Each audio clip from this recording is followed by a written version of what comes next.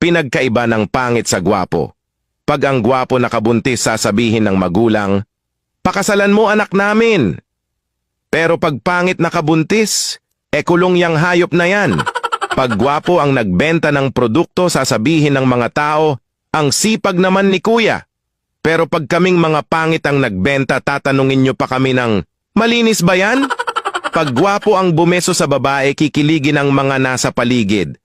Pero pag pangit ang bumeso sa babae, magre-react ang mga tao at sasabihing, "Pwede kang kasuhan sa ginagawa mo." Pag pogi ang nanlilimos sa daan, sasabihin ng mga tao, "OMG, tulungan natin si kuya." Pero pag pangit ang nanlilimos, sasabihin nyo, "Baka ipang rugby mo lang yan ha." Pag mahal ang suot ng pogi, "Wow, ang yaman mo siguro." Pag mahal ang suot ng pangit, saan mo na naman ninakaw yan?